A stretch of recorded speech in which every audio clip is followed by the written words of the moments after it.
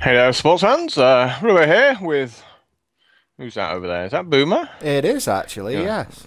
looking a bit slimmer. Yeah, well, these sort of things happen when you're put in a situation where you really need to lose weight or you're not going to see your 50th birthday, which, considering I'm 32 right now, would be a bit grim. And how's it been going anyway? Not too bad. Unfortunately, I haven't been around a lot recently, but I've been pretty much the last 12 weeks, I've been fighting type 2 diabetes, which I have now done successfully. Without the use of medication or anything like that. So should be It's back. hard to make videos and and lose weight, isn't it? Like certainly it's hard to play games and lose weight. Yeah, I mean, it was one of the things that I got. One of the things I actually, as topics certainly for discussion on a wider scale is how gamers certainly are, or anyone who has a sedentary job, anyone who, spends a large amount of time in front of a computer, you're just massively susceptible to it because the lifestyle itself is just not healthy. Mm.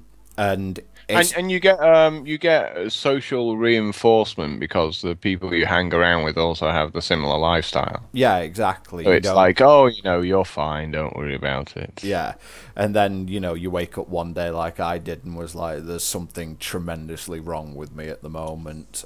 Got checked out. But there's a lot of things like that though that are almost silent killers, aren't there? Like diabetes and like anemia, like Yeah, an iron deficiency. There's a yeah. lot of things you just don't know you have. Well, I mean, even 10 years ago, and let's not forget the internet in its current form. In terms of like fast streaming, YouTube, everything like that hasn't been around for 10 years.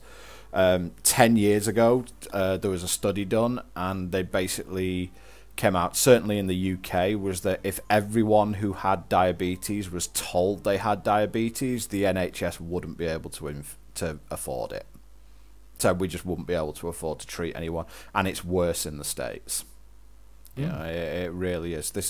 Um, Given how many people now fall into the category of obese, which admittedly the body mass index is a load of crap, but it's the best that we have at the moment. It's like given how many people actually fall into that category, it really is frightening how many people could end up developing it. And Hmm. I was basically told that my blood sugars were almost twice what they should be.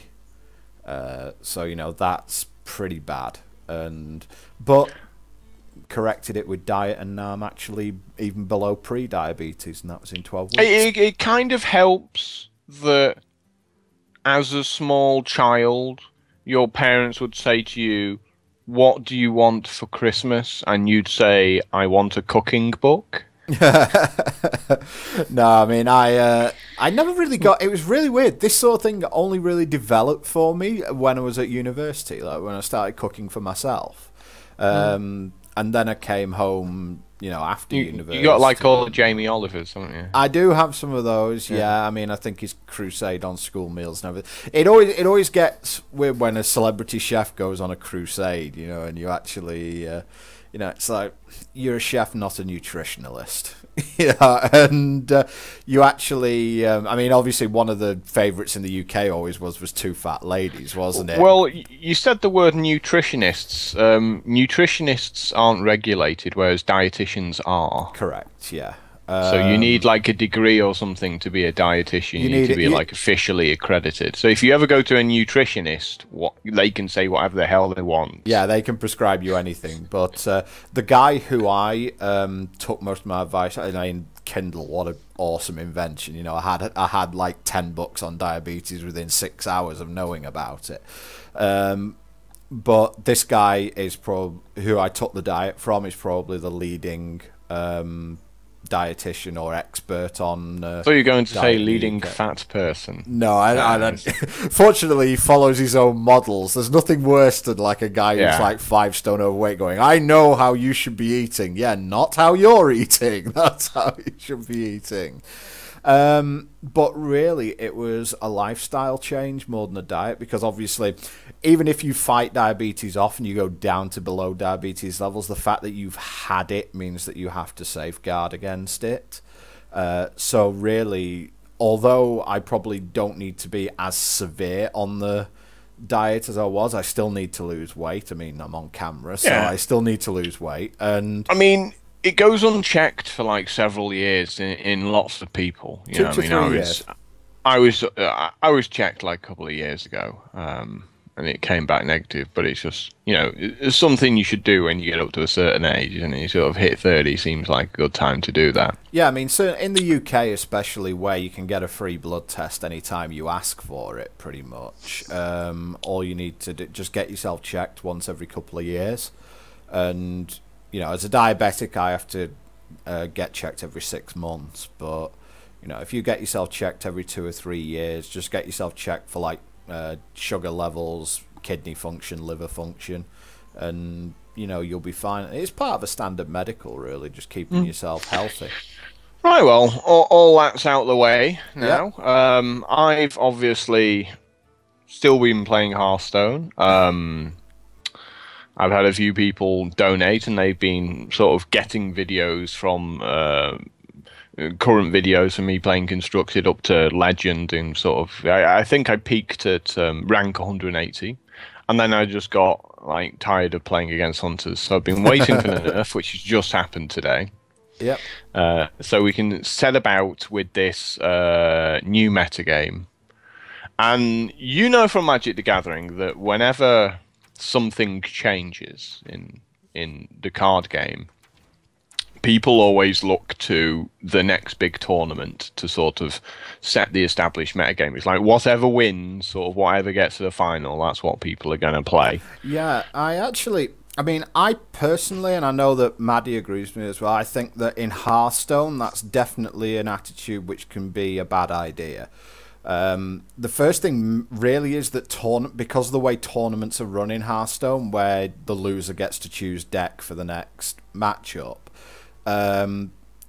often you're really just metagaming for that particular tournament. You're basically filling, a lot of guys fill their decks with like 100% matchup win decks, so they can always have a win on standby.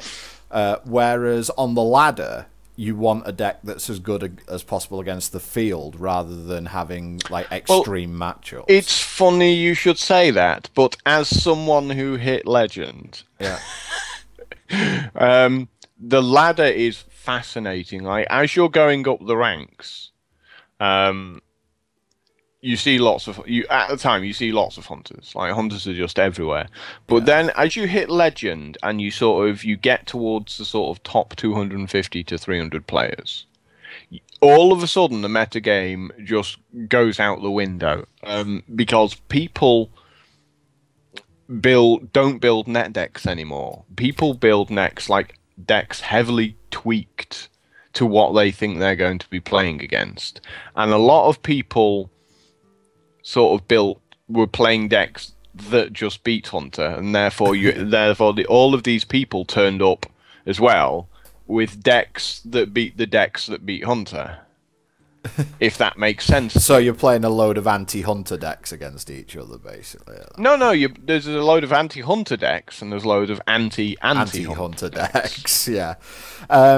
You kind of. There's some strange cards that turn up, though. You see, like, Deathwing popping up, because what ends up happening is occasionally you get these control matchups. Yeah. And what happened? Like, this is a really funny thing about any card game when you play it, right? You know times in Magic when control has been like the dominant force. Yeah, I mean, it's been one deck formats a lot of the time. So, but the two control decks, they try to out control each other, don't they? They try to I'll build mine slower than yours. Yeah, it's with even more card advantage, and then the other one goes, well, I'll build mine even slower to counter that. And then some aggro deck out of nowhere goes, oh, thanks very much for building all these really slow decks. Kill you on turn 5. I mean, we had we kind of had that experience at, it was a while back, it was one of the tournaments we covered. It was the standard tournament that we did up in Doncaster, where it was basically just, we had the Sphinx's Revelation deck, which had 4 cards which say draw X cards, gain X life, and like a million control and spells. These are very so like in Magic, like so the equivalent would be like on turn 9 you go draw 7 cards, gain 7 life potentially. Yeah. And so these are very slow cards, so you just fill your deck full of value cards, don't you? Yeah, exactly. And this would be the equivalent of Warrior Control, just having legendaries in the deck. Except the only way that deck had to win was a land which milled your opponent's library. That was the only way that deck... So, but that was in response to basically everyone in the format was going mid-range at the time. So this guy just went, I'm going to go control in the ultimate sense and just beat up on all these decks that are trying to be value mid-range. So what ended up happening? Red deck wins, came up and went, kill you turn 4 and won the tournament. So a very fast aggro deck came along and crushed everything. Yeah, exactly. And it happens as well, a little bit in Hearthstone because, I've been playing a little bit. We're going to see a return to Handlock. Like, Handlock was basically destroyed by Hunter. It was unplayable. It was also the other Handlock deck which... put big taunts up, and Hunter just go, well, shoot you with 2, shoot you with 2, kill command you, that's like 16 damage, you're dead. Yeah, the other deck which gave it a complete kicking was, when it was around for a while, was Shockadin. It's like that deck just... You can see your desktop there. That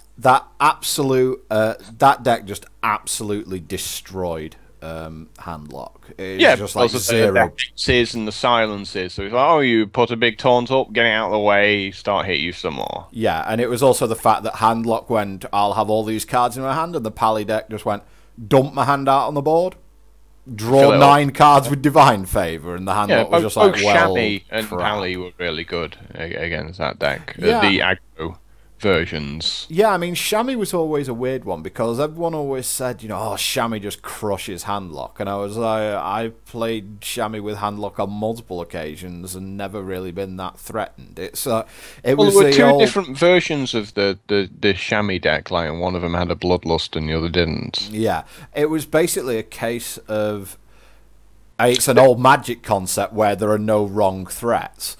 Yeah. So it's a case where they say, we've got these Earth Shocks for your Twilight Drakes, we've got the Hexes for your Giants. And it's like, well, if I make a Twilight Drake and you don't Earth Shock it, you have no way to deal with it in that deck. And if you use a Hex on it, I'm going to drop one of my 5/8/8s and just beat the hell out of you with it.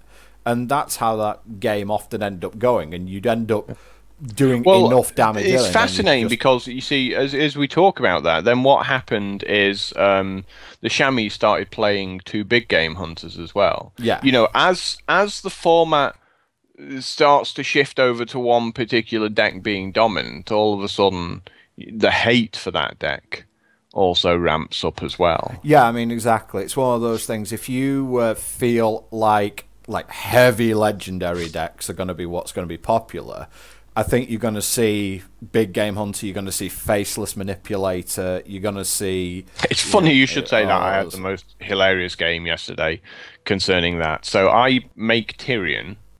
Oh dear. Right. And I'm playing against a Warlock, and he goes... I've got like 4 or 5 guys out.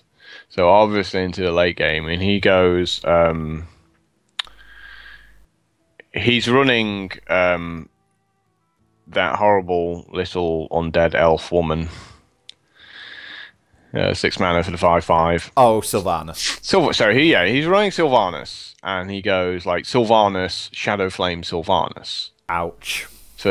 On the same turn for 10 mana. Yeah. And most Warlock players don't run Sylvanas, but this is just something like you do high in the legend ranks, against the current meta and stuff like that. I mean, personally, at the moment, I'd just run Sylvanas in anything that can support it. So, pinches my Tyrion, but of course the shield falls off Tyrion because it's had the damage dealt to it, because all my other guys died, and then Sylvanas triggers. Yeah. So, I copy Tyrion and silence, play an owl as well on the same turn. Silence his Tyrion. Silence his, yeah. So then he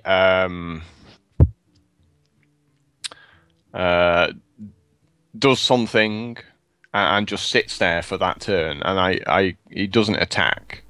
He waiting for the next turn, and I copy Tyrion again with my other. I'm running 2 faceless manipulators, because they're really greedy, but it turns out they're really good. Because it's like, if you need another taunt, you copy your taunts. Yeah. So it kind of does everything you need. But it, like, I found out that with my control pally deck that, like, all the games go to 10 mana, like, all the time. Yeah. So it's like being able to do two things for 10 mana.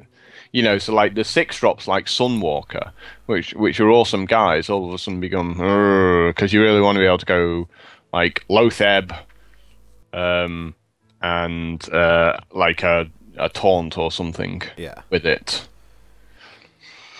or just like things that cost 5 mana are really good for that reason. Or like if you go like Sunwalker, you'd have to go like Sen'jin Shieldmaster with it. Yeah, it's like Sludge Belcher's the 5 mana one. So like Lotheb, Sludge Belcher, or Sludge Belcher, copy it. But like, there's so many fascinating matchups. You know, I got them sort of all covered in my videos. But like the videos I did make for the first 3 weeks, they're just completely irrelevant now, because they were all focused around hunters. So I'm going to release those videos to like everyone else who didn't donate, because they were just available to donators, and then the donators are going to get like a new bunch of videos for the new meta, yeah. But it's fantastic, like playing through to legendary, like recording all the videos and just seeing sort of the shift in the decks. Because a lot of people say, oh, you know, you can just take a net deck, and it's like it will only get you that far. Like the people at the absolute top ranks have some bizarre tweaks. Like you can play someone, you think you know their deck, and you just don't. And just like there'll just be like 1 or 2 cards different, but it completely changes whether you win or lose. Like, because that 30th card will be like Deathwing. And because you both just end up decking out. It's just how it is in a lot of these control matchups. You all just cancel each other out. It's like, I know every single one of your threats. I've got each of my cards for each of your threats. And then their 30th card's just like, you know, it's just like Deathwing. And they go, oh, that's all the cards on the table. I have a 12/12. Yeah. It's great playing against priests, because they all run 1 mind control, and you're just trying to bait their mind control rather hilariously. There was one point where he's got like 4 cards left in the deck, and in my hand I've got like Tyrion and Ysera. I'm like, I'm not playing either of these cards against you. Yeah. But Ysera's got to be good, right? It's got 4 power. But then I drew both my faceless manipulators, and I played Ysera, and he went mind control, and I went Ysera. We just played 2 facelesses, copying it both times. Yeah. I was like, yeah, okay, that's pretty decent. But the best bit was I went. So there's nothing out of the board. I know he's got. I know he's got mind control in his hand. Yeah. And I go, make Lotheb and copy it. He's on like 24 life. Make Lotheb, copy it. So his mind control now costs like 15 mana. So he's not playing it next turn, right? Yeah. And I have like a little Earthen Ring Farseer. That was the only thing still on the board. So I hit him for 13.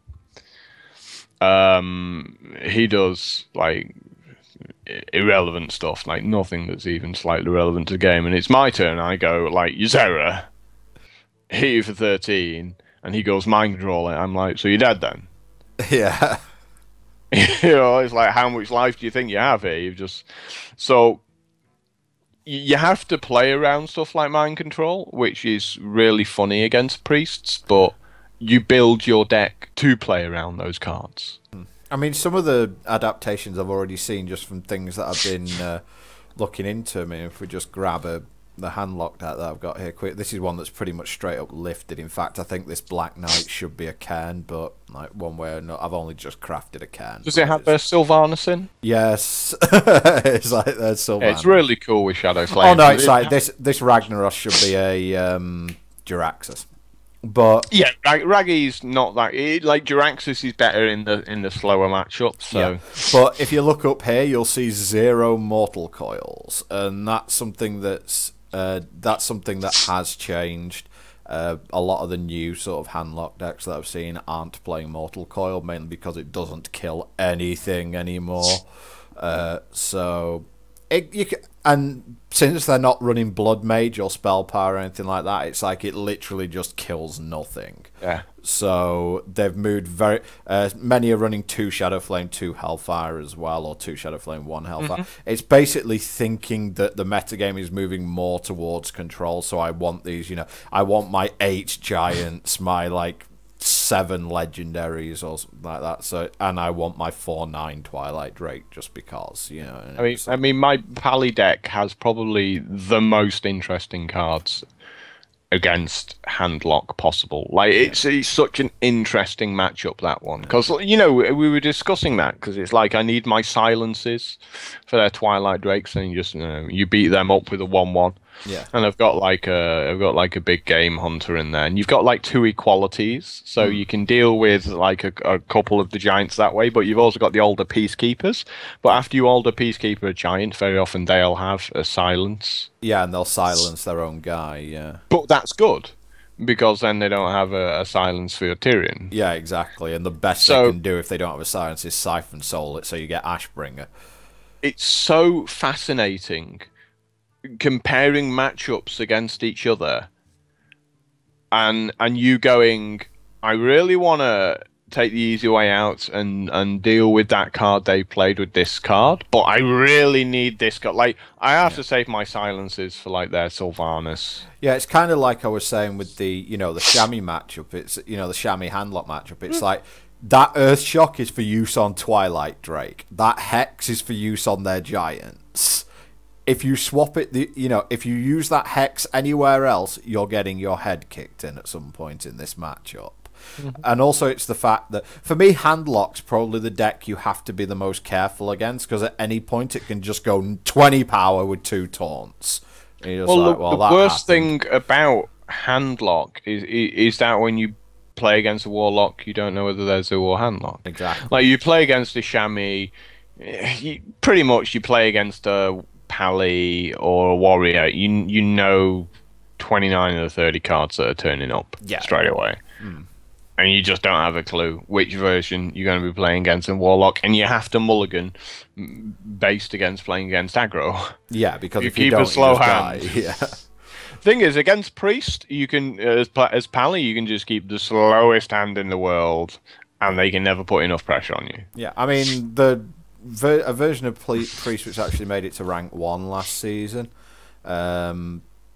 I think, again, I'll... You see, I would have 2 mind controls in that deck now. Yeah, I mean, that's what... Now I've got a cairn, I can put it in. That's basically one of the decks that actually... But that was early on in the season. This deck's a lot more aggressive. It's got the Undertaker, Zombie Chow, Loot Hoarder, Dark Cultist... Yeah, like it's the Thought Steals that I wouldn't have in that deck, or the Baron. I think he has the Baron straight up for the fact he's playing so much Death Rattle with this Undertaker out as well. Yeah, but the format's so much slower that I mean, you could keep like the Thought Steals in potentially, but you definitely have to run like a mind control because there's just so many. Thing is, everyone plays Ysera because it's really good against priests. Yeah, it's super good against priests. Can't kill it in any way. Yeah, like the only way you've got is with Sylvanas, and they just silence it. Like everyone just goes silence your Sylvanas. Exactly. I mean, this is an old, for me, this is an old listing from like last season, so it probably wouldn't fit. You'll actually see probably Priest will go a lot more control-y than this. I mean, this is pretty much aggro Priest. It's like curve stops at 6. Like that's fairly aggressive for Priest. Yeah, like I've seen better versions of that Priest deck, and they run like One of the temporary mind control. Oh, the Shadow Madness. Yeah, it runs like one because they're very good at stealing like things with taunt for a turn, getting them Well, out it of the steals way. Sludge Belcher, doesn't it? hmm I think. Yeah, It's and then if you're lucky enough to be able to kill that Belcher off, the the one one two, two. yeah. I think it's one of the very few. It's one of It's the a very neutral few. card. No, Shadow Madness is a priest No, card. I was talking about Sludge Belcher. Oh, right. Yeah, it's Yeah. 3 or less attack. Yeah, I was just checking because I know that the other one, Shadow Priest, is take control of an earning minion that has 2 or less. There is like a deck. There is a priest deck out there which has something like 9 mind control effects in it. I think it's like 2 Shadow Madness, 2 Shadow Priest, a mind control, and a Sylvanas, and like or might be 2 mind controls, a Sylvanas. But And it's a couple funny, of other but things. I've seen 2 mind control techs as well. There's your I've 9. seen versions of those decks like high in the Legends ranks, and they run like one Temple Enforcer and things like that, simply because there's so many people playing Priest. You want to give your guy as high a toughness as possible for the mirror match. Yeah, true. Because you're all just healing up, so you're all just constantly hitting each other. Yeah. And it turns out like Temple Enforcer like helps you to do that really well. Yeah, and this guy's But obviously. I'll just make my Sludge Belcher 3/8 or something. Yeah, it does seem like there's a bit of there is a bit of uniformity in the meta in that you're seeing this guy absolutely everywhere. Yeah, it's the card that will next be nerfed. I thought we were actually. I actually said to myself, we're going to have a talk about this card because it's probably the single most unbalanced card in the game right now. Yeah, I mean it's a 1 mana like 3/4 in most decks. And I mean the thing is, you've already got this like 1 mana guy, and you've got this guy as well, Zombie Chow. And you don't care about your. It's like you can play this in a control deck quite happily because you don't actually care about your opponent's life total. You just want to stay alive. But you can just go coin into this and this on turn 1, and all of a sudden you've got 2/2/3s on turn 1. Yeah, which obviously is really good against the aggro decks, but that's why everyone's playing control, and the control decks like don't give a crap about it. Yeah, exactly. You know, like I just sit there until turn 4, then make a true silver champion. Yeah. Or I silence your Undertaker, and that guides me enough turns. Like you get me down to like 18 or 19 life with those 2 cards, and then Zombie Chow dies, and I get 5 life back, and it's not so bad. Yeah. I mean, even if they're not playing the Zombie Chow, a lot of decks now are either playing like you can play Blood Mage, you can play Loot Hoarder. Yeah, it's really easy to get it fat, and if your opponent can't deal with it, it's like mages play Mad Scientist as well. But the thing is, the scariest thing about the Undertaker is just giving it like a little shield, just giving it +2 health. Yeah, just give it a power word shield, and all of a sudden it's a. You know, like as a 3/6, it's infinitely more scary. Especially when you can heal it up as a priest as well, so it's just going to sit there, just gaining counters. So, it will get nerfed. You know, it maybe needs to be 2 mana. Or do you think they could do what they do with the Buzzard, like make it a 3 mana, like 2/2 or something that has that ability? The thing is, both Undertaker and Questing Adventurer are cards that roll over. So, you know, if they're left unchecked, they get ridiculous, right? Yeah, that's true. And Questing isn't really that scary anymore. No, I mean, it was in its original form, but it's not now. I mean, the fact it was common didn't help either when it was first out. Certainly for Arena, you could build a deck around Questing, like if you were playing Rogue or something. With all the combo cards that you had going around, you know, you could like Cold Blood and lots of free spells and stuff like that. And you could get it up to a good size really quick. Didn't Conceal cost naught as well or something at that time as well? I can't quite remember. It was way back in the beta, that one. There was a time when Rogue was just untouchable.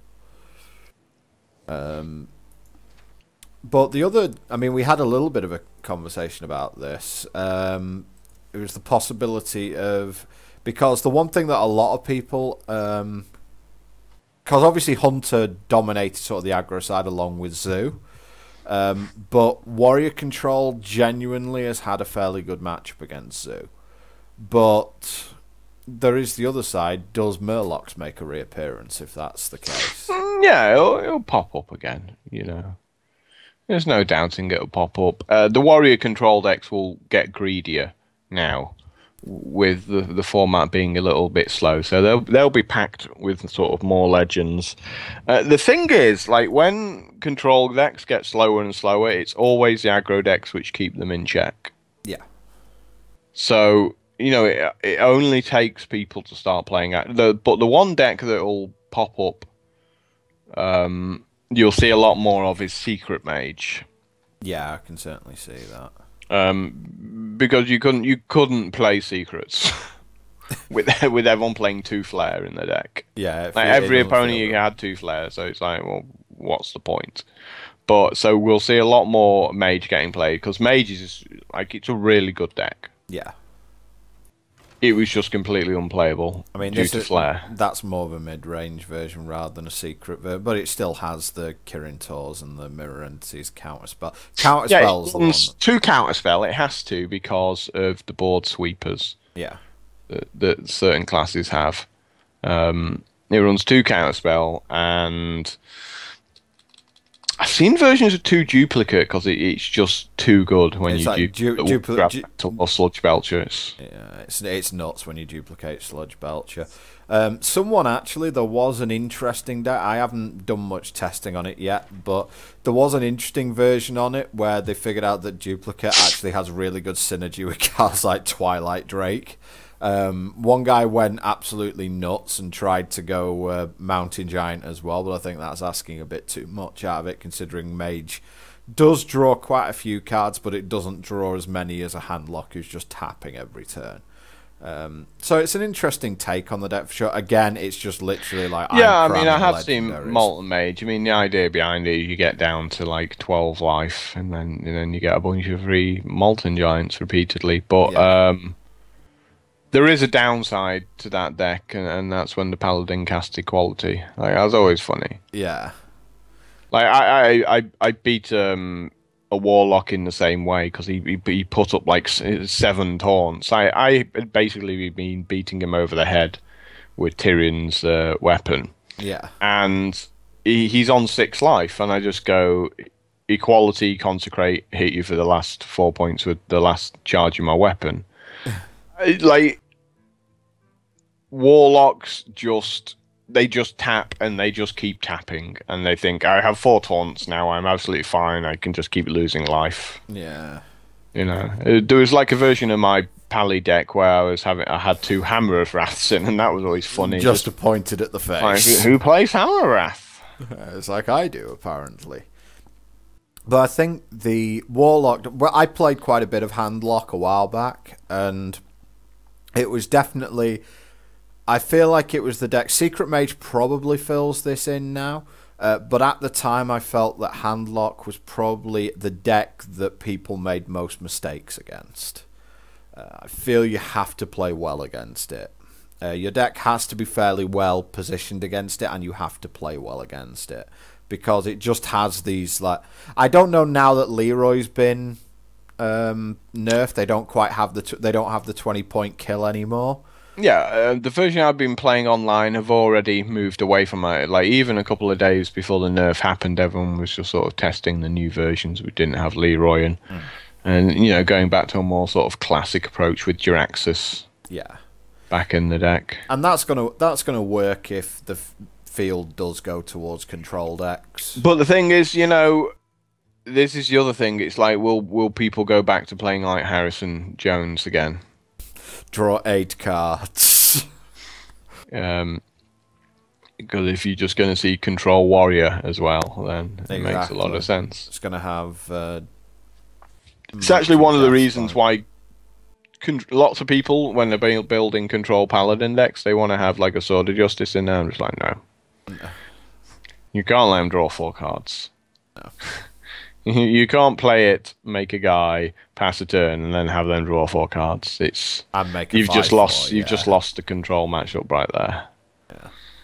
If that happens, so you just have to stick to the true silver champion. Yeah. So at best they draw 1 card because you're generally going to attack the first time that you. Well, occasionally you don't attack. You know, like this is like one again. It's one of the important things between like the winning and losing decks. It's like using knowing what the true silver champion is there to kill. You know, so when you're playing against control warrior, and they'll make like a 2/2. And you're like, no, I'm not going to use my true silver champion on that. There's true silver champions for beating up sludge belchers. Yeah. And finishing them off with one of my little 1/1 dudes. Like, that's what they're there for. You know, not to take out your little 2/2 that deals a point of damage to something. Oh, Cruel Taskmaster. Yeah. So, yeah, sometimes you will just play the true silver on turn 4 and sit it there if you don't have a target that's good enough. Because the thing is, you got consecrations for their 2/2s. Yeah, true. You know, it's like everything in your deck's got a purpose, and it's realizing. You could give them a shed load of armor using the using consecration. It doesn't matter. It's funny. It's absolutely funny that I was playing against one warrior and he was up to about 65 life at one point. But it's like his life's irrelevant. It's like as soon as I've dealt with every single threat in his deck, I've won, and that's all there is to it. Yeah. You know, that's how a lot of control matchups are gone. It's like, well, okay, you're gonna make Gromash. You're going to hit me for 10 with it, that's fine. And then I'll make this guy, he'll give me 6 life back. And I'll big game hunter your Gromash. Or I'll just silence your Gromash, you know, and it's only got 4 power then, and we can put a couple of taunts down. And you just go, yeah, we got this for this, this for this. And they deck out, and you're like, okay, you're at like 50 life, I now have to beat you up before I deck out. I suppose that you kind of in the Pally deck you kind of have the ultimate legend in Tyrion, because he's just, if you don't have a silence for him, he is just a nightmare. You're not gonna. Yeah, it's funny when you. The thing is, it's like there's been versions of my Pally deck, depending on how slow or fast the metagame is, that occasionally. Go to the neutrals, go up to 8 mana in the neutral minions. Yeah. Just flick over to that now. Probably won't have one. Yes, you will. It's from Naxxramas. Oh, Kel. Yeah, they occasionally run a Kel'Thuzad. So you just get Tyrions every turn. It doesn't feel right. That's pretty. Bringing Tyrion back. No, it doesn't really. It's like, can you explain this in a storyline point of view how this happened? You know, why Kel'Thuzad would do something like this. He should just refuse to bring back Paladins, I think. Yes, like that. But wait a minute, you've dedicated your entire life to getting rid of me. Well, undead servitude's always an answer to everything. The fact, I think we've discussed this in the past, the fact this has 6 here and not 7 actually makes Kel'Thuzad a really makes him a lot better. It makes him surprisingly better. It's like no big game hunter, you know. But again, it's just like Kel'Thuzad with taunts. Yep. You can never get to Kel'Thuzad, so if you don't have an answer, you just lost right there. But Paladins don't care because they just play equality, like with everything else. While Pyromancer an equality or equality in consecration. Yeah, exactly. It's like the answer to everything on that point. But I mean, you see some wacky combos with Kel'Thuzad as well, but. I mean, I've seen. It's not really a wacky combo. It's Kel'Thuzad and guys, and you don't pretty much care what guys they are. Whatever guys you have will win you the game if they're coming back every turn. Yeah, I mean, Shaman can do some stupid things that are probably just win more. You know, the whole like. That was why I didn't actually like that Shami deck, because it was just a win more deck. It either loses horribly, or it wins in the most outrageous fashion possible. Yeah, I mean, this is an example of it. Consistent enough. Yeah, exactly. I mean, you're basically running 2 reincarnates just because you want to combo Sylvanas or Cairn, basically. Or even just an egg. Even just an egg in the early game is fine. Yeah, I mean, I think it's okay, but I think that there's definitely better ways you can build There are better ways you can build Chamois. I mean, the thing is, Chamois has to have, whenever you're deck building with Chamois, you pretty much have to have, I think, 22 cards just have to go in the deck. So the rest of it's like, it's 20 to 22 cards have to go in every single Chamois enough, deck. The only card that's good in that deck is the Flame Tongue Totem. Because it's the only card that beats you if you can't deal with it. Yeah. I mean, I think Egg is really good in Chamois because it's got so many activators. It has the 2 rock biters. It's better in Warlock. It's better in Zoo. In Zoo. Zoo is just activators. Dwarves. It's got power overwhelmings. It's got the little 1/1s. Yeah, the two. Yeah. Sorry, it's a 2/1, isn't it? Yeah, the Abusive Sergeant, yeah. It's got the Abusive Sergeants, it's got the Shattered Suns. Clerics, yeah, it's got the Defender of Arguses. It's just ridiculous. And funny enough, again, with Pally, it's like, that's what you save your silences for. It's like, I can't silence anything else. Silence. That Harvest Golem. This silence is purely there for that egg and nothing else. Yeah. Absolutely nothing else. Funnily enough, it's actually the best card against both versions of the Warlock deck, because you need it for the Twilight Drake on turn 4 in the control matchup, or you need it turn 2 against the aggros. For the egg. So, you always want to draw your little owl. Yeah. It's fascinating, a lot of the matchups. I like the game at the moment. I think there's. Yeah, I'm surprised actually that you haven't put you haven't found room for 2 spell breakers as well, just to put as much silence. But the thing is, the greedier your decks get, the less you have to rely on the spell breakers. You don't actually have to have a spell breaker for Sylvanas. You don't have to be able to silence it, because some of the times they play Sylvanas, you just go, well, I've got a couple of guys, I'll just run them into your Sylvanas, and I'll have nothing for you to steal when Sylvanas dies. Yeah. You'll fit, or I've had a 1/1 on the board, and they've made Sylvanas, and I'm just going True Silver. Yeah. On in, finish it off. So Thank you very much. So there's always a right time to play certain things in that deck, and if that means you can save the silence for something else, then that's awesome. Because again, it's silence on Ken, is another card that you want to happen, because you'll have a 1/1, they'll make Ken Bloodhoof, and you'll play a True Silver, you run the 1/1 in, and finish it off with that. And if you've got the owl as well, then that's a bonus. Yeah. If you don't have the owl, and you make another 1/1, and you hit it again next turn, I mean, it still costs you 8 life over the 3 turns. Yeah. You hit it, it hits you, and you hit it, but you gain 4 life off the True Silver activation, so it's 8 in total. So, you have that sort of leeway with your life total. Yeah. Life is very much a resource in this game. I mean, we always knew from Magic that, life is a resource, but especially against Warrior, because they're running Naxxramas. So it's what's the point keeping at 30 life anyway? Yeah, because they're just going to put you on 15 at some point. They're going to put you at 15, and after they do that, that's when you play the Lay on Hands. Yeah. And that's when you play the Guardian of Kings. Then you go, I'm back on 30. When you play the Earthen Ring Farseer, Yeah. Spoilers on the screen. Maddie just opened a Baron Geddon. It's you can now put that in your Warrior control deck. I don't think it's a good card at the moment. Doesn't feel like it's. The meta is going to constantly shift. It's as we've said with Handlocks now stop playing Mortal Coil. Mages are playing a few. They're not playing all the sweepers they used to play. It's going to really, I think, the way the meta shapes up is going to very much be on if an aggro deck can punch through everyone playing these mid-range and control decks.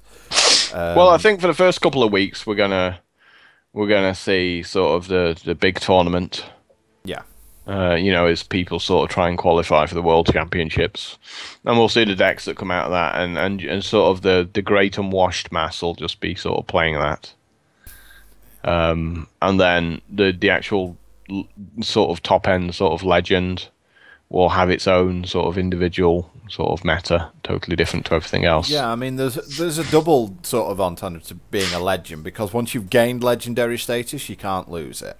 So unless you're going like for top 16, that's like the time you can maybe experiment a bit. Well, it works a little bit different because but the thing is, like, you get paired up against people who have a similar ranking to you. Yeah, I mean, so you have this invisible ranking, right? Yeah. So, if you hit Legend and you lose a bunch of games, you'll get paired up against people sort of rank 5 through to rank 10 if you just keep on losing. And they'll just be going, what? When they get paired up against a Legend. But you're a really low-ranked Legend. Yeah. So, as you get paired up against rank 5s and stuff like that, the metagame's completely different to those in the top sort of 500. Yeah. So, and even like if you're rank 2 or rank 3, you get paired up against legends a fair bit, trying to like fight your way through. I mean, I was kind of lucky this time round with my Paladin control deck, because I started playing it this season, and I sort of hit legend after about 3 or 4 days. Because, I had a deck that was really sort of good against hunters, and I kept playing hunter. And sort of held itself, against a lot of other things. But now, everything's for this last week's going to be really slow, so it's going to be a lot of fun. I mean, hunters are already retooling. We've already seen some of the... Hunter can survive. Yeah, already seen some of the decks that don't have Unleash or Buzzard. And they're not as strong as the old Hunter decks were. There's no getting round it. Obviously. They're not as strong. But because they also ran Leroy in those decks as well. So I mean, some of them may still run Leroy. It's like, they still will, but the point is it'll be a bit slower. Yeah, just so they're therefore not as powerful. Yeah, I mean, this is one of the things. I mean, I did DE my Leroy, but that's just because I got 1600 dust for it and can always just and don't intend on playing a Leroy deck out of the gates. Well, there's no reason not to dust Leroy. Yeah, exactly. There isn't a single reason not to dust it. Plus, I needed a Cairn because every deck has bleeding Cairn in it. But no, I just have other people's Cairns in my deck. Yeah, that's fair. I've copied a few of those when people played against me. But the one thing is, and this is something that we both have... I wouldn't say pretensions, because we've actually done it. We both have the personalities in card games of deck builders. We're very sort of fond of building our own decks. And less so playing them. Exactly. Yeah, actually. Like, I enjoyed building decks for other people. Well, yeah. The only time we actually put in a lot of work into a deck we played ourselves, qualified for the Worlds with it. But that, again... we sort of went against the hive mind on that, didn't we? Because the hive mind was always, you have to play this certain card. We basically paid the equivalent of novice engineer. My reasoning behind it, I mean, that with the counter obliterate deck is when you play a deck that no one understands what the hell's going on, you win games through your opponent's constant misplaying. Like, if your opponent knows how to play against your deck, you have to be very smart with everything you do. Exactly. But if your opponent just goes, well, I never expected you were playing one of those, and they make no attempt to play around it, or they just dump their guys onto the board, and you're like, haha, kill everything, bet you didn't see that one. Yeah. That gives you tons and tons of wins. So there's not really the opportunity in Hearthstone to do that, to be innovative, like purely innovative with a completely new deck. Like, it's very hard to get something out of left field. Like I said, just having a Deathwing in your deck's probably the closest you're going to get, because people are like, probably shouldn't have played all my guys at once there. Yeah, it's like a new deck in Hearthstone is about 6 cards different than the old deck. It's about 2 cards different. There's so many people who change 3 cards and go, "This is my deck," and you're like, "No, it's not." It's kind of like the. I remember actually from Hex.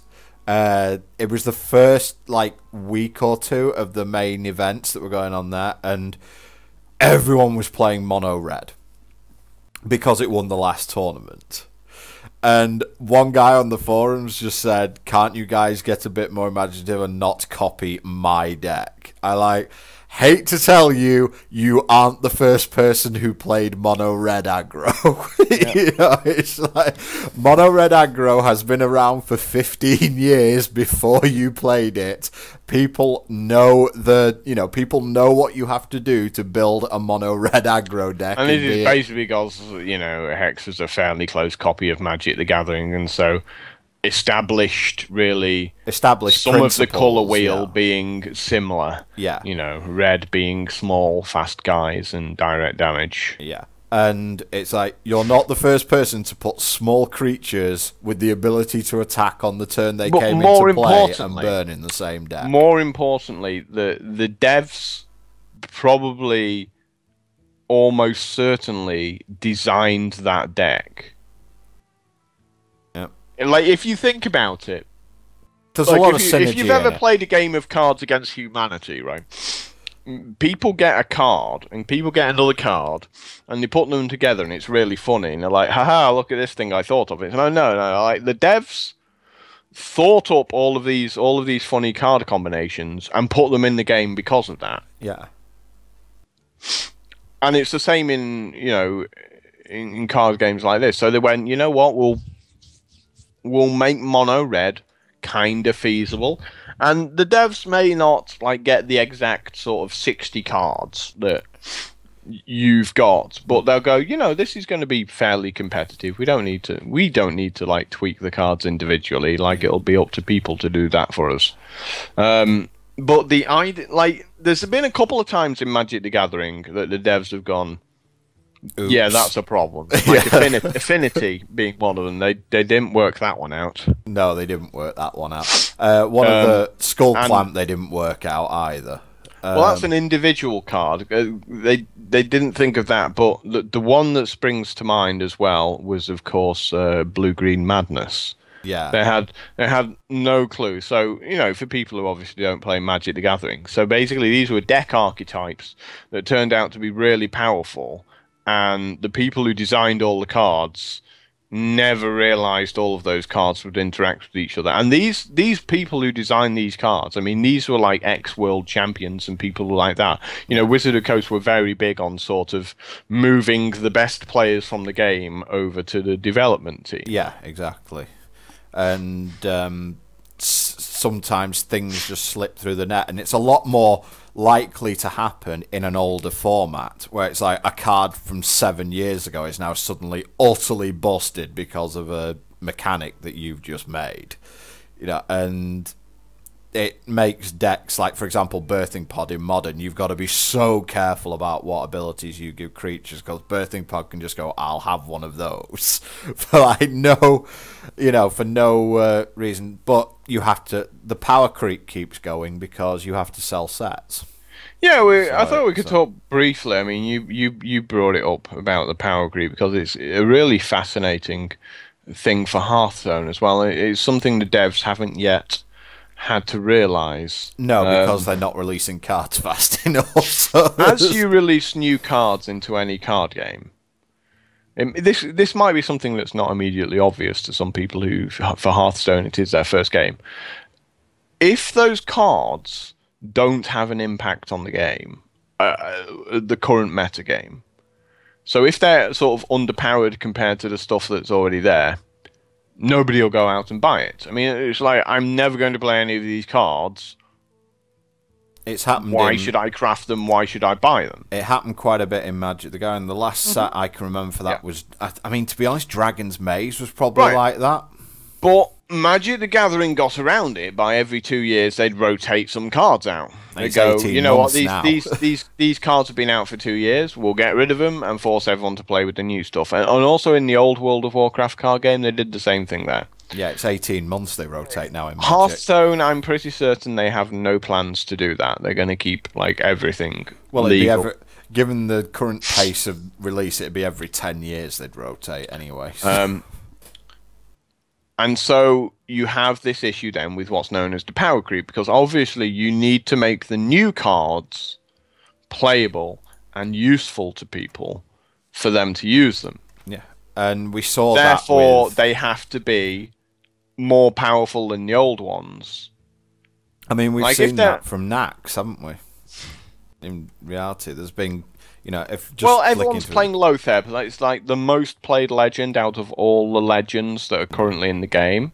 It's got the highest percentage in any deck. It's around like 65% or something like that. I mean, like even the hunters are playing it. I mean, looking at this, there are very few cards. There aren't that many cards which have seen virtually no construction. Okay, so like Undertaker's seen play, Zombie Chow, Echoing Ooze has seen play, Haunted Creeper's seen play, Mad Scientist's seen play.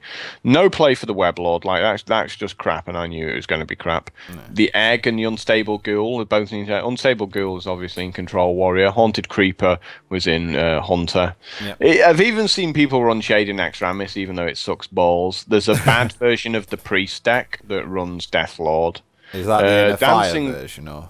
Dancing Swords has seen a tiny bit of play in an aggro pally deck, the version. Yeah. You might see it again. Fills hand back up with Divine. If Priest becomes Mega again, you might see some play because it's a 3-mana guy that Priest can't kill.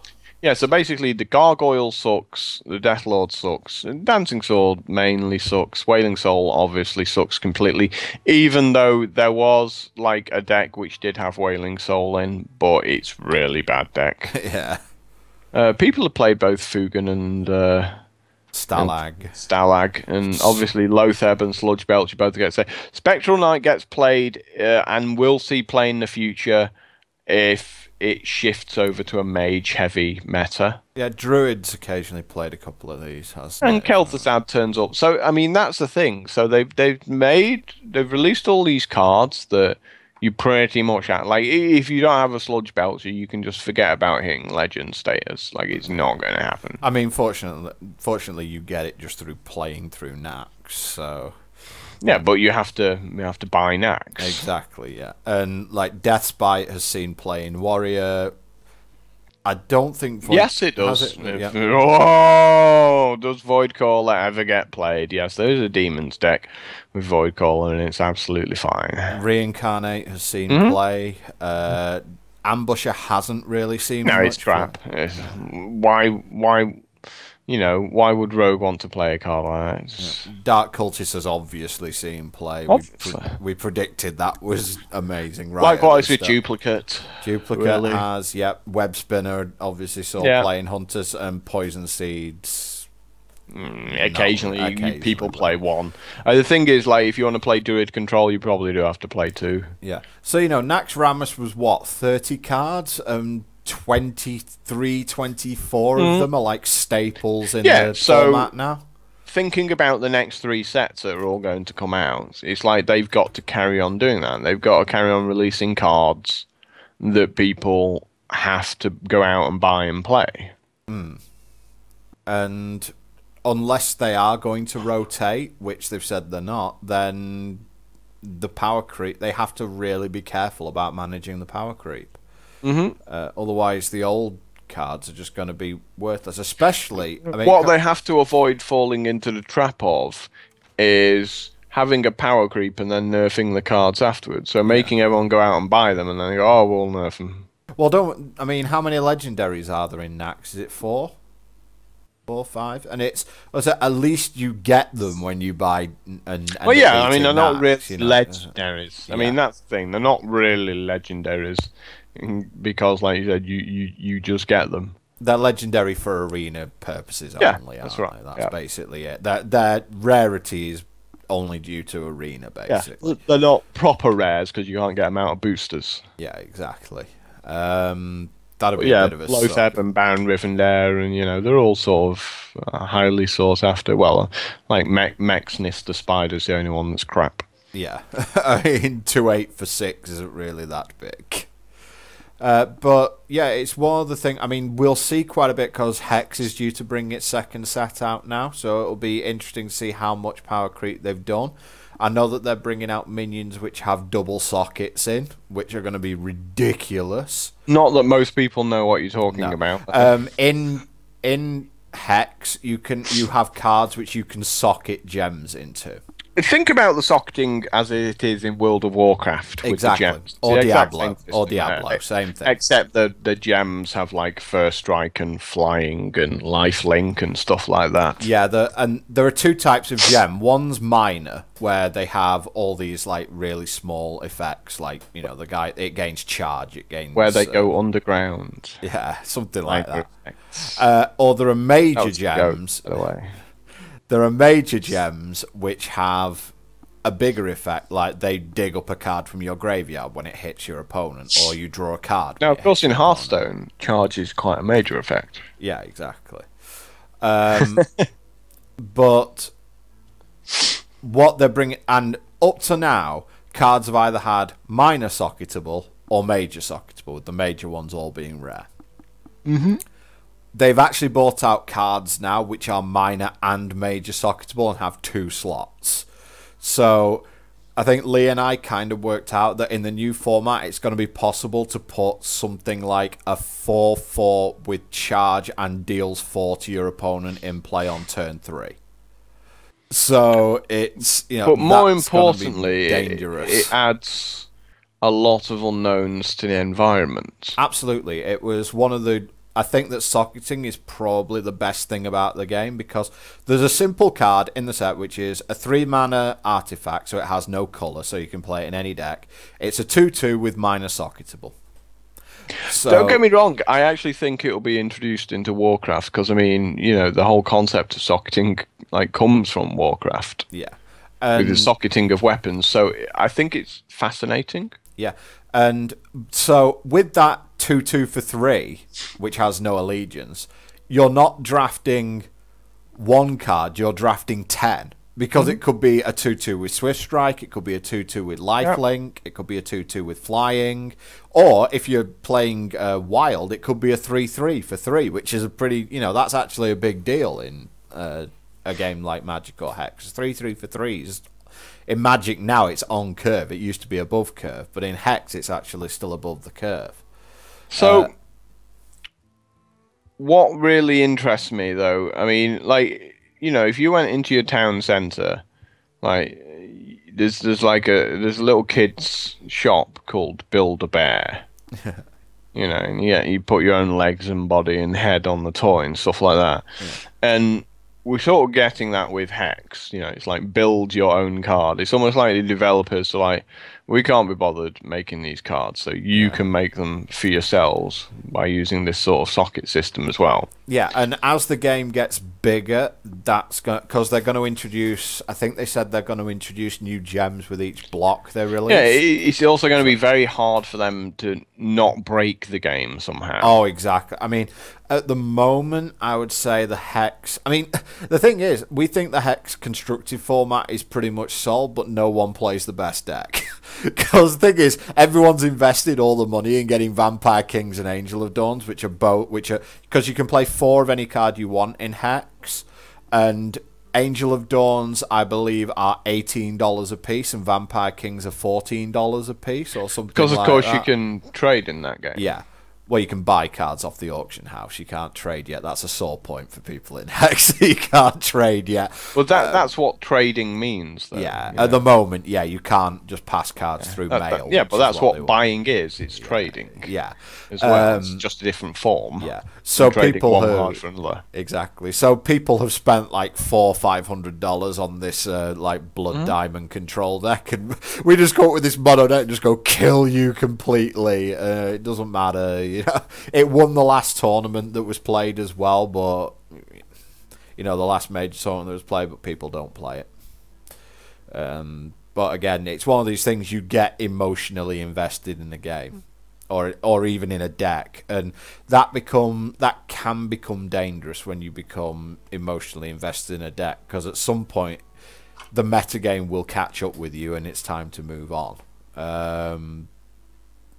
Now, obviously, you can retool things as much as you can, but there comes a point, like, for example, when Core Blade was around in Magic, you don't play, like, another mid-range deck because you'll just lose to Core Blade. So why would you play the point behind that is that you just play the best deck. You know, people always like, oh, how can I beat the best deck? And it's like, you just play the best deck. Exactly. I mean, it's been going on for ages. If you consider yourself a super skillful player, you play the best deck and you beat the other people playing the same deck less skillfully. Yeah, I mean, that was why the Core Blade format was actually a real splitter for people, because on the one hand, you had everyone complaining about the fact that it was Core Blade mirrors. The entire format was Core Blade mirrors. Whereas you had the other people who were going, yes, but the Core Blade mirror is the most skill-intensive game that there is in Magic the Gathering, so I want to play the Core Blade mirror all the time, because it's the measuring stick. But Wizards, again, it was decided this is not Core Blade the Gathering, it's called Magic the Gathering. And that's the reasoning behind the Hunter nerf. Yeah. Because everyone was playing Hunter.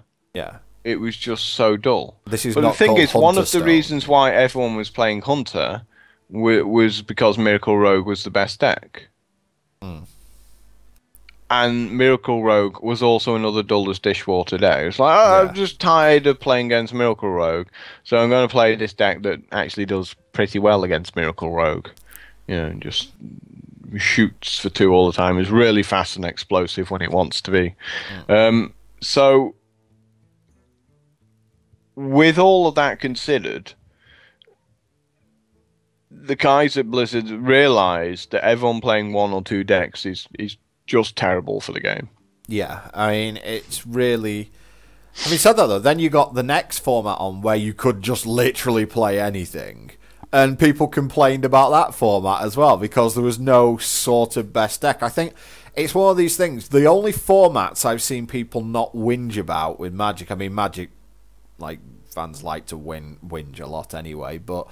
It was the only format I've seen them not whinge about is when there's sort of 4 or 5 tier 1 decks, or like maybe even just 3 or 4, and then the rest. So then you've got like a choice of what you want to play at the top end, but you don't have like this infinite field that you can't... It's fascinating because we talk about a lot of these decks, and yet in Hearthstone you still only got 9 deck slots. Yeah, exactly.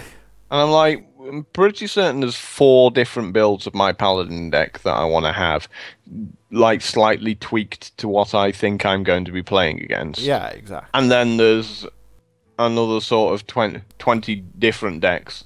But apparently, like, Ben Brode, like one of Blizzard, the lead developer, just said, oh, you know, people just don't want to have that many deck slots. So I'm like, yes, we do. Yes, we do. Absolutely, especially considering for like Naxxramas, if you just want to do like the heroic dungeons, you need a very specific deck for each one. Oh god, yeah. And Sapphiron's still a nightmare, no matter what you do. But the one thing that we bring up a lot about deck building is often the fact that you get this sort of, you know, the 2 big camps are those who go, I will play whatever the best deck is, and the other one's going, I just want to play whatever will beat the best deck. Well, they don't do that. They go, I hate everyone and everything that net decks. You know, and the problem is with that, it's like if you just refuse to net deck under every possibility, you are throwing away thousands of hours of testing that other people have done and added to the hive mind. Now, obviously, sometimes the hive mind is wrong, as we've discovered in the past when building decks. The hive mind on that occasion was wrong, and eventually it came round to the correct way of thinking. At that time, the hive mind was wrong. But with the amount of play that goes on in Hearthstone and Magic and other games like that, it's like, why would you deprive you... If you see yourself as a competitive player, don't deny yourself that fountain of knowledge that's available. You know, if you don't want to be competitive, fine. Two-headed giants around the corner. You know, like at Commander or whatever it's called these days is around the corner. You know, but don't say I want to qualify for the Pro Tour and then just refuse to net deck, because it's not gonna happen. You know, there's people there who've tested this format for hundreds of hours, and they've got the thousands of hours play testing as well behind them, with all the net decks, so they know all the matches. And if you're going to play a rogue deck, not rogue as in the class, but rogue as in a deck no one's expecting, if you're going to a 200, 300 person PTQ, you've got to surprise 9 people who are all playing the top deck. Now, you can use the hive mind's information against it and then build something yourself. That's fine, because that's just called metagaming. You know, but just going, I'm going to build something from scratch and I refuse to net deck or anything like that, I think that's... You know, it's gone a lot down in value because, of course, now when you make top 8, you share your deck list with your opponent. That's the thing. It's like every rogue deck becomes a net deck within 2 weeks if it does well. So, you know, you only end up adding but to the like, hive mind. I mean, even when we were building decks, you could take them to a PTQ. You can get all the way to the final and people still wouldn't know what you're playing. Oh, we did that. I mean, the year I qualified for Worlds, I took pretty much exactly the same deck to the Nationals qualifier. Yeah, and the thing is, we didn't want to. No, we didn't want to. That was one of the things where it's like, I don't really want to tell people about this deck. Yeah, but I was I've got to qualify. Like with the previous year, again, it was like with the Obliterate deck, it was like, don't really want to share. Like, played it at a Doncaster, and you know, people didn't pay attention to it. Yeah. Which was lucky, because, you know, the deck did well. Well, that was the thing. I think I won with it, actually, at that Doncaster. I think I even wrote a report, you know, like a tournament report with it. Yeah. For your little crappy website. Yeah, like, and no one you watch. Yeah, and no one picked up on it. And I mean, we made some changes for the Nationals which made the deck a lot better, but even then, and we gave it to a couple of other people to qualify with it, who promptly came back with like questions like, "This deck can't possibly beat this deck. Give it here." Like 5-0 against the deck or something against the deck he can't possibly beat. But that's the thing. Net decking will get you the deck list, but it won't tell you how to play things. It's like, I mean, I watched you play your Paladin deck against a couple of Hunter decks, so it's like it is completely different, and to how, you know, you're not just running the cards out. You actually have to have a definitive strategy against a lot of these decks. You have to have them in a very particular order as well. Like, Hunter is quite difficult. Like, with the time as well. Like, the funny thing was, one of the plays that Hunters do a lot of the time is you make 5 mana, you make the Sludge Belcher, and they've already got like a Houndmaster or something. They got like a 4/3, and they make the Freezing Trap, shoot you for 2 and pass the turn. You're like, I think I'll not be attacking then. Yeah. You know, so and so many people, like, all of these Hunters just assume you're going to attack into their Freezing Trap, picking up your Sludge Belcher, and then they get to rage at you the following turn. So the thing about the Paladin deck was you just went like, Sen'jin Shieldmaster, Sludge Belcher, Sunwalker, and you sat there and they kept shooting you for 2, and that's all they could do, shoot you for 2.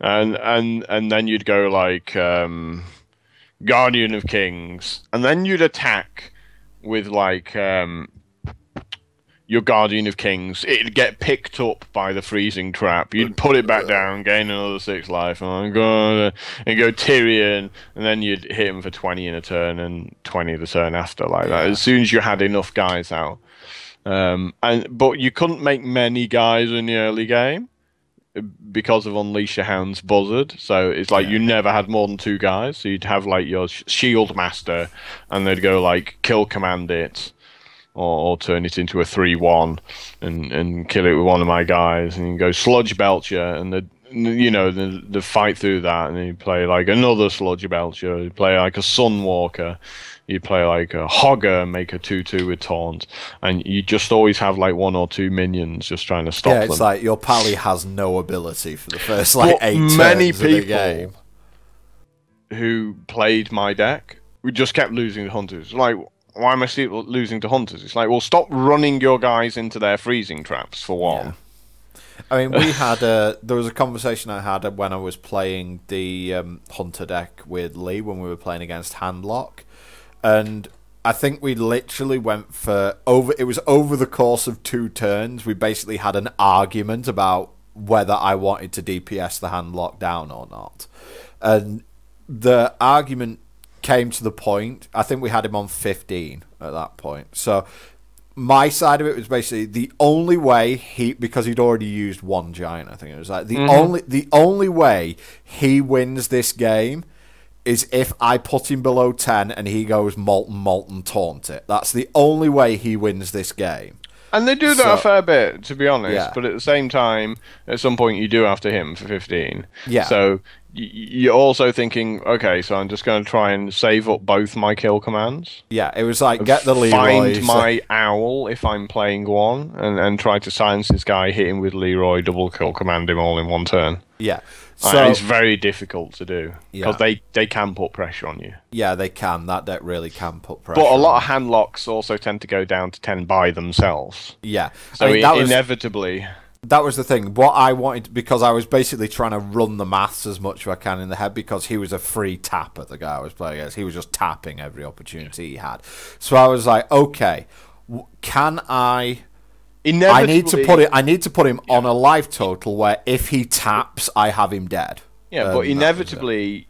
He needs to have some guys out, because you need to be able to play Buzzard Unleash and draw into your kill commands. Yeah. Like, that's the big thing for you. It's like, you need those 2 kill commands to be actually able to win the game. Yeah, and eventually he did put himself below 10, and we were like, uh-oh. And then he, like, cast a Molten Giant for 7, and we went, how lucky, kill you with Leroy. Yeah. Yeah, but the thing is, Leroy was too cheap of a card, in that deck. Yeah. I mean, he's like now 9 mana, you'd go, like, Buzzard, Leroy, Unleash. Yeah.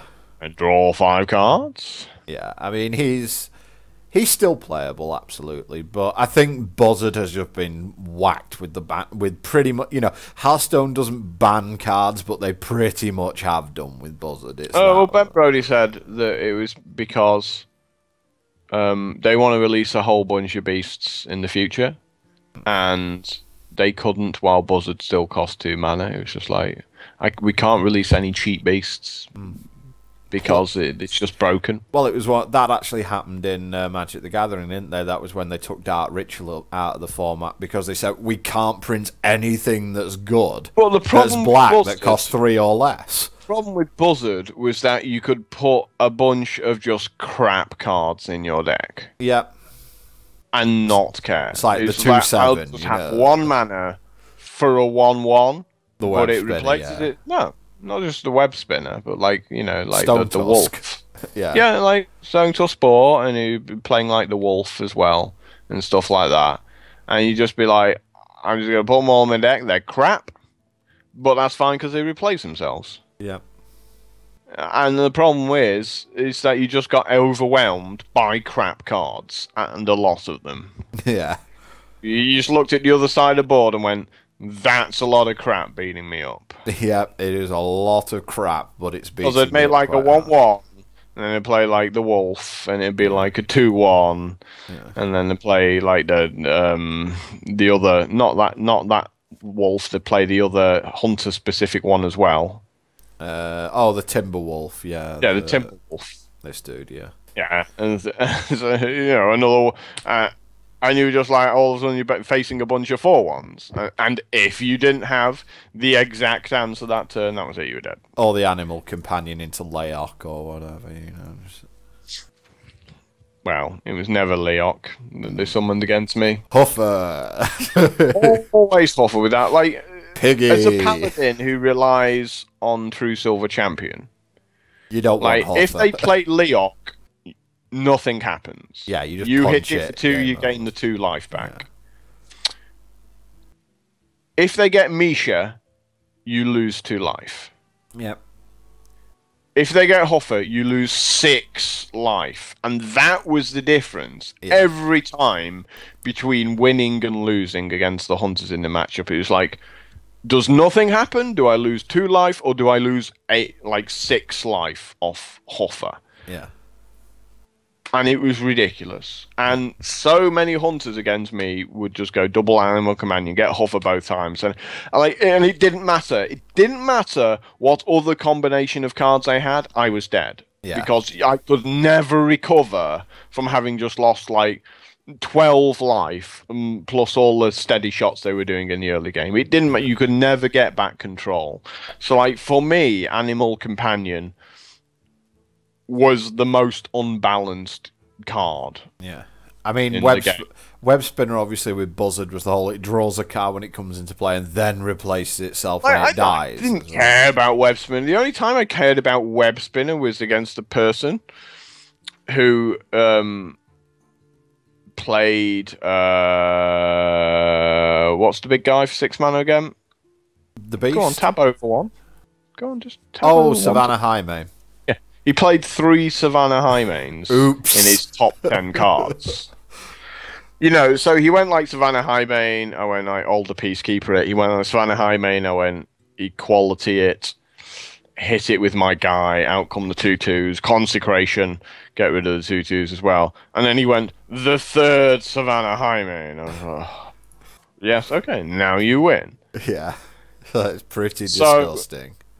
But funnily enough, the card that gets played against me the most was the Beast. Yeah, like the number of hunters who kept making the Beast, and I was like, Equality, I'll have a 3/3, thank you very much. Yeah, this dude. Like, it was such a ridiculously bad card against Paladins, because I thank you very much, turn it into a 1/7, and, you know, a while later I'll get a 3/3. Yeah. But, yeah, it's funny sometimes when they play like a King Muckler or a Makesner or something like that from it. But the number of like Captain's Parrots. Oh yeah. Captain's Parrot, getting that a million times with it. It's just like, you just feel so terrible. And the funny thing is that when I was first watching the 1 mana Captain's Parrot. It's 1 mana, is it, Captain's Parrot? The Hunter exclude? Yeah, it must be. Craft it. It's not craftable. It's a reward for getting all the pirates. Oh, right, I don't have it then. Find it in the crafting mode. Yeah, I don't have it yet. You actually have to look in the... If you go to all sets, I think it's like a reward set, I think it's something. I mean, again, it's like, show only the golden cards, maybe because you can see a golden parrot, maybe. Oh, include soulbound cards, that's what. Yeah, so you get Captain's Parrot there. Yeah, there you go. It's 2 mana as well, like, awesome. And obviously old Murk-Eye. So there's a version of Murlocs, Rogue Murlocs, that instead of like shadow stepping, like Leroy, will just go, well, I'll just shadow step old Murk-Eye back to my hand and play him again, because he's got charge. Yeah, that works. He's going to be like a 10/10 or something. Yeah. You know, that could be. Oh, now you're giving people ideas. You've got Miracle Murlocs. It's not an idea I came up with, but you know, there is like a Murloc version of the Rogue deck, like, which is pretty interesting, because you got Cold Bloods and stuff like that as well. So it's like, it's got its fair chunk of aggressiveness about it. Yeah, true. Anyway, I think that I don't know how long we've been going. We start for a while. We got another video coming out afterwards. We're going to be talking about all the other games that we'd be playing in that video, and so we got a few announcements to make for that one. So, you know, stick around for that one. But I think, you know, we had a fairly good chat about this one. I mean, even though most of the people here will be basically people who play Hearthstone and not really understand what we're going on about when we're talking about Magic or Hex or stuff like that. But it's kind of something that only myself and Boomer and really Lee can talk about. Because, like, unless you've been playing all of these other card games for 15 years, there's so much that you miss out on. There's so many discussions you can't be a part of. Yeah. There's also the fact that you get to appreciate sort of the intricacies between the games. Mm-hmm. Like, there's obviously concepts that apply in Magic that don't apply in Hearthstone are actually really dangerous to try and apply in Hearthstone, which has been one of my like major failings in it. But it gives you an appreciation for the depth of, you know, all the card games that go around, because a lot of design has gone into them. You know, a ton of design has gone into them, and you know, whereas a Magic player or a Hex player might lament the fact you can't play stuff on your opponent's turn in Hearthstone, the players who might not be used to card games will go, well, that's how we'd like it to be. You know, it's it's something Brian Kibler dislikes. I wouldn't say hates a bad thing, but dislikes about Hearthstone. It's like not being able to do anything during your opponent's turn, but you know, it's designed for a completely different clientele. You know, yeah, exactly. It's just meant to be casual, friendly, and a lot faster paced. And when you're waiting for your opponent to react to absolutely everything you do, yeah, my God, does that slow a game down? Yeah, there's no pass button in Hex either. Yeah, like in Magic Online, you can actually press a button that just goes, whenever my opponent makes an action, I will allow that action to happen. You know, so it's like if you're tapped out, you just hit F6 and everything goes through your actions. There's no button like that in Hex, so you have to click like approve to everything. So the game just feels deathly slow compared to ours. I approve of this, despite me having no cards in hand and no creatures on the board. You know, yes, hit me in the face. It's like, so you know. We're going to have like discussions like this, and for some of you who've only ever played Hearthstone, they'll feel a bit alien. So we'll do our best to not talk so heavily about Magic the Gathering that you won't understand the conversation. Like, because most of what happens in Magic you can translate over to Hearthstone. Yeah. Not everything, but most things. Most things, yeah. The only thing that would be completely alien, I think, is the mana in Magic. The way mana's drawn rather than the way it's done in Hearthstone. I think that was one of the big things, wasn't it, when they were designing Hearthstone? There shall be no mana screw.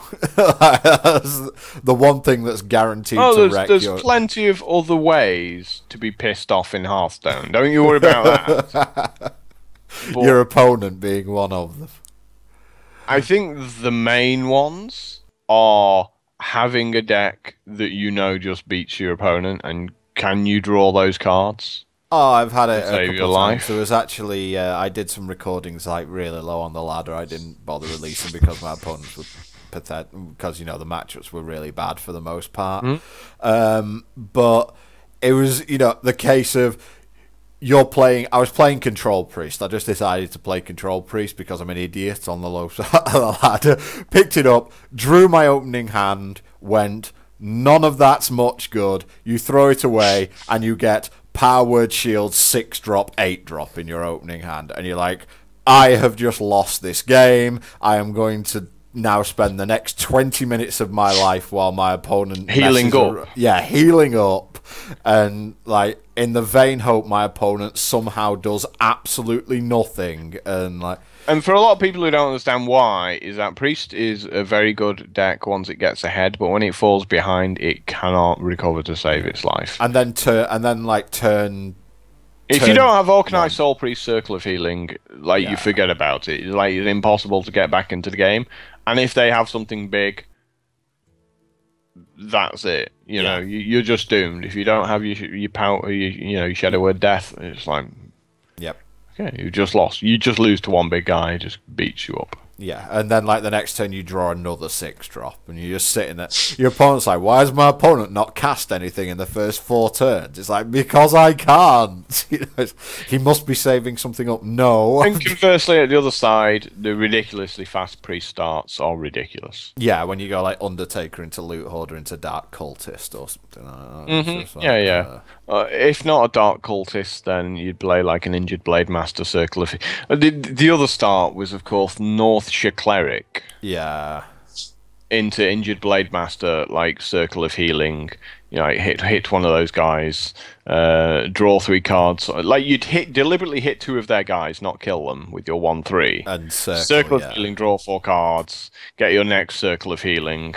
Yeah, I mean, do it all again. You've said it a couple of times. Your Pally deck, if the opposing priest goes turn 1 null, you're like, I am doing nothing until turn 4. Yeah, you're doing like even if you've got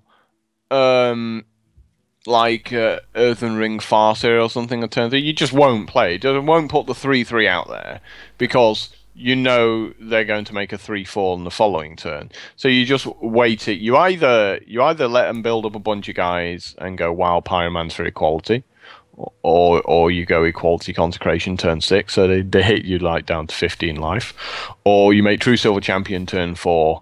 Kill the Northshire Cleric, and then you can start playing other stuff afterwards. Yeah. But you have to completely deny them their draw engine.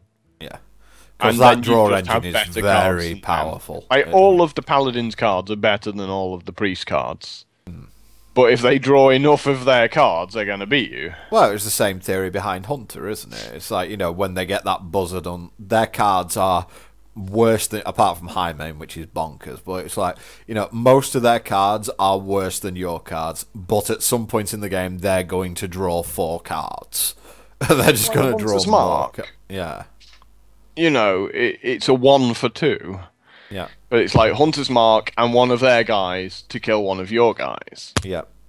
But because they're drawing 4 cards. But they just draw 4 cards, so what do they care? Yeah, exactly. It's beating you up, so, you know. But that's a concept a lot of people struggle in Hearthstone, understanding that card advantage is not the start and the end of it.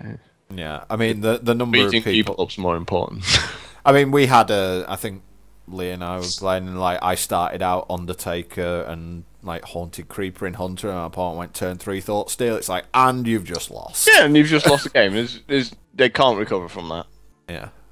It's like, there's no way they would recover from that. You're behind on board, and you're about to get very far behind on board. You know, you may like Dark Cultist, and like soon as that Undertaker gets 5 toughness, like from a power word shield, you're out of Organized Soul Priest Circle of Healing range as well. So that's it.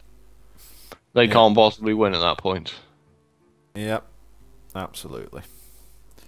Although, you know, and more so because your Dark Cultist dies and then gives a further +3 toughness to the Undertaker. Yeah, exactly. You know, and at that point it might be something like a 4/8 or 4/9. It's just like, ugh. Not dealing with that anytime soon. And if you want to, you can always flip back to heal, because your Soul Priest is on 1 toughness, so you just ram it into something and start healing up your 4/8. No, it's their Soul Priest. Oh, They're yeah. who played it to be able to circle healing to kill your guys. Yeah. But, you know, like, so if you fall that far behind, it's just game over in some of these matchups. Like, and then they have to wait until, you know, and then, like, if you can deliberately avoid turning it into, like, a 5/10, because at that point, then they can kill it again. Yeah. The Shadow of Death. Yeah. I mean, we're definitely gonna, the one conversation we're definitely gonna have soon, it'll be, like, it could also be me, you, and Lee as well, is one thing I think we want to have, or at least I want to have a comment, is the function of RNG, and not just in card games, but in other games as well, because it definitely applies to other games. So, for those of you who sort of donate, we're going to be playing off sort of a lot of the new decks against each other, which I think will be pretty interesting in Hearthstone. You know, and talking about sort of particularly how greedy you can get a deck. For those who don't, you know, it's still going to be sort of yet more arena, I think. But if you just sort of wait for the video, it'll probably be released like I don't know, a few hours after this or something like that. We're going to be talking about all the other stuff that we're going to be doing, all the other games that we'll be playing, because obviously we got a new World of Warcraft expansion, and there's like, you know, Diablo, and there's always like Steam sales going on. There's always Steam sales. Millions of games to play through there. Yeah. And but yeah, this seems like a good enough spot to wrap things up on. I'm not quite sure. I mean, Lee's just like super busy, isn't he, with stuff? I think he's raiding tonight. Oh, right, yeah, still doing the WoW raiding thing. Yeah. But we'll save the WoW stuff for the next video. Okay. See you later, guys. Ta-da.